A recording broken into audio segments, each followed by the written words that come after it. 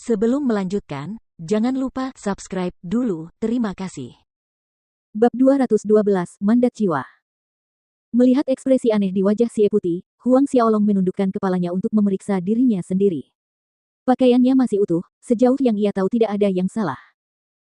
Pada titik ini, Si Putih dengan berlebihan mengulurkan tangannya untuk menyentuh dahi Huang Xiaolong, berkata, "Aku berkata saudara, apakah kamu masih bermimpi?"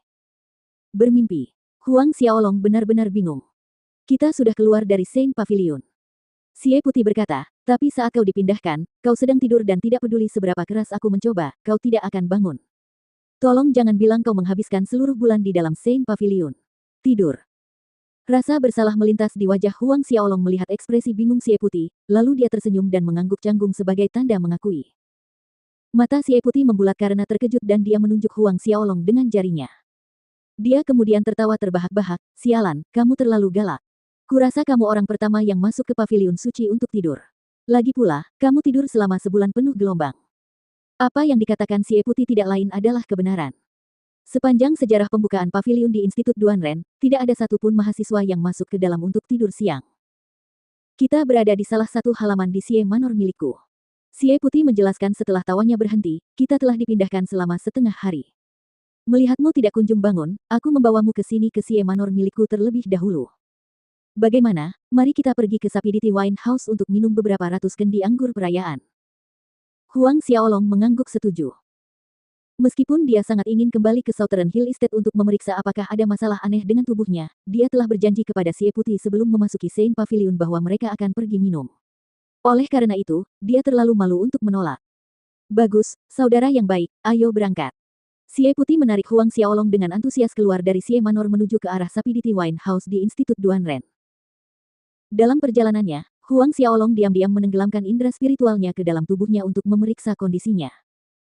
Saat indera spiritualnya memasuki tubuhnya, luapan kegembiraan luar biasa melanda Huang Xiaolong. Mutiara jiwa mutlak. Tepat di atas lautan jiwanya melayang 3 harta karun surgawi, pagoda harta karun linglong, cincin pengikat dewa, dan mutiara jiwa mutlak. Ketiga harta karun surgawi itu memposisikan diri mereka dalam bentuk segitiga, masing-masing diselimuti oleh lingkaran cahaya lembut. Warna merah ambar, emas keemasan, dan ungu tua. 3 halo berwarna berbeda saling bercampur dan menyatu. Mutiara jiwa absolut tidak mendorong pagoda harta karun linglong dan cincin pengikat dewa seperti yang terjadi di lembah tulang, melainkan hidup berdampingan dengan damai. Apa yang terjadi? Huang Xiaolong senang tetapi juga bingung. Ketika ia kehilangan kesadaran, tenggelam dalam ribuan tulang putih dan energi yin yang jahat, ia mengira ia akan mati. Namun, bukan saja ia tidak mati, ia bahkan berhasil mengendalikan mutiara jiwa absolut. Mutiara jiwa mutlak. Harta karun keempat dalam daftar harta karun surgawi. Huang Xiaolong menarik napas dalam-dalam. Akhirnya dia berhasil mendapatkan mutiara jiwa mutlak. Selanjutnya, dia akan melakukan perjalanan ke Kekaisaran Buddha yang terberkati untuk mencari Gunung Sumi yang suci. 6 tahun. Apapun yang terjadi, dia harus berhasil mencapai tingkat Xiantian ke-10 saat itu.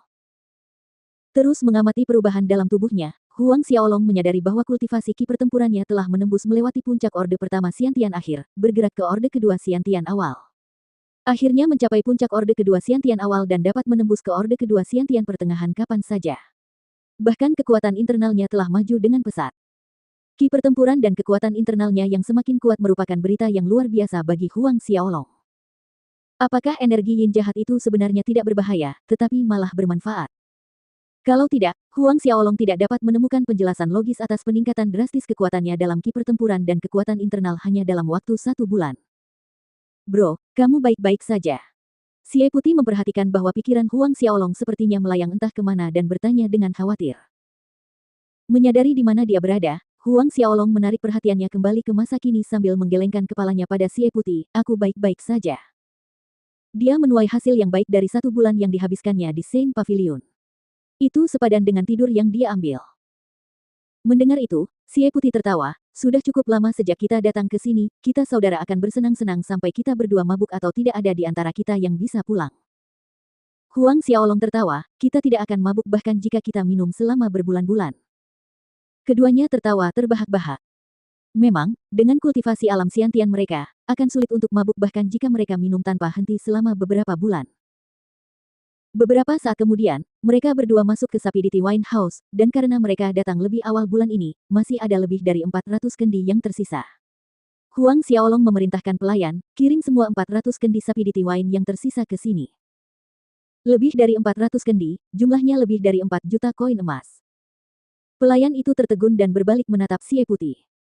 Xie Putih tertawa, kali ini saudaraku yang mentraktirku. Karena dia menyuruhmu untuk menyajikannya, maka sajikanlah. Pelayan itu menatap Huang Xiaolong dengan tak percaya dan terkejut. Huang Xiaolong melemparkan kartu emas padanya. Sambil menatap kartu emas itu dengan bingung, pelayan itu berkata, Tuan Muda Xie, Tuan Muda Huang, mohon tunggu sebentar. Saya akan mengirimkan semua anggur Sapidity yang tersisa. Pelayan itu segera berbalik dan menata anggur itu, tidak lupa menyiapkan meja berisi hidangan sampingan yang lezat untuk mereka. Tanpa membuang waktu, Huang Xiaolong dan Xie Putih mendentingkan cangkir anggur mereka, menikmati anggur dan makanan. Kali ini, Huang Xiaolong berhasil mencapai tujuannya memasuki paviliun suci, mengendalikan mutiara jiwa mutlak, dan meningkatkan ki pertempuran serta kekuatan internalnya. Peristiwa baik ini berkontribusi pada suasana hatinya yang baik. Namun tidak lama setelah mereka mulai minum, Guo Zi dan Guo Fei terlihat berjalan ke Sapidity Wine House, berjalan dan mengobrol di saat yang sama. Tidak menyangka bahwa di pembukaan paviliun suci kali ini, Duan Wuhen akan mengatur Jiang Yang dan Liu Zi untuk melindungi anjing kecil Huang. Sialan, Guo Sufei gagal membunuhnya. Jangan khawatir, ketika leluhur keluar setelah berhasil menerobos ke alam Sein, suatu hari Huang Xiaolong dan Zhao Su akan bertemu dengan Sang Pencipta. Kudengar Huang si anjing pergi ke paviliun suci untuk tidur. Sekarang, seluruh kota kekaisaran menyebarkan rumor bahwa Huang si anjing adalah babi tidur. Keduanya tertawa sinis saat berbicara dan tidak menyadari Huang Xiaolong dan Xie Putih duduk di dalam restoran. Mungkin lebih tepat untuk mengatakan bahwa Guo Brothers tidak pernah membayangkan Huang Xiaolong dan Xie Putih akan ada di sini minum-minum pada hari yang sama saat mereka keluar dari Sein Pavilion. Saat memasuki tempat itu, Guo Zi dan Guo Fei merasakan hawa dingin di sekitar mereka, lalu mengangkat kepala. Baru pada saat itulah mereka menyadari kehadiran Huang Xiaolong dan Xie Putih. Kedua saudara itu langsung pucat pasi, bangkit ketakutan. Tanpa menunggu, keduanya berbalik dan melarikan diri dengan panik. Jangan khawatir. Saat Xie Putih ingin berdiri, Huang Xiaolong mendorongnya dan berkata, jangan biarkan dua badut itu melemahkan semangat minum kita. Xie Putih tertawa terbahak-bahak mendengar ucapan ini, sesuai keinginanmu. Gelas-gelas terus berdenting. Beberapa jam kemudian ketika mereka keluar dari restoran, meninggalkan institut, Huang Xiaolong kembali ke Southern Hill Estate. Sudah larut malam ketika Huang Xiaolong tiba di Southern Hill Estate. Setelah menelepon Fei Hou dan mendiskusikan hal-hal yang berkaitan dengan Southern Hill Estate selama sebulan terakhir, Huang Xiaolong mengaktifkan God Binding Ring dan memasuki medan perang kuno. Di sana, ia memanggil Absolute Soul Pearl keluar dari tubuhnya. Sambil memegang mutiara ungu seukuran kepalan tangan di tangannya, Huang Xiaolong meneteskan setetes darah ke permukaannya yang halus. Saat darah meresap ke dalam mutiara, cahaya ungu cemerlang meledak. Pada saat yang sama, karakter warna ungu yang sama untuk jiwa terbang keluar, memasuki jiwa Huang Xiaolong dari tengah alisnya. Rangkaian kenangan lain terlintas di benak Huang Xiaolong yang terkait dengan mutiara jiwa absolut, termasuk metode untuk mengendalikannya. Huang Xiaolong menemukan sesuatu dari ingatan ini. Selain jari jiwa mutlak, mutiara jiwa mutlak mengandung hukum rahasia mendalam lain yang disebut amanat jiwa. Mandat jiwa ini adalah hukum rahasia untuk mengendalikan jiwa seseorang. Huang Xiaolong tercengang oleh informasi baru ini. Jika apa yang diperlihatkan kepadanya itu benar, bukankah itu berarti dia bisa mengendalikan orang lain setelah dia mempraktikkan hukum rahasia ini?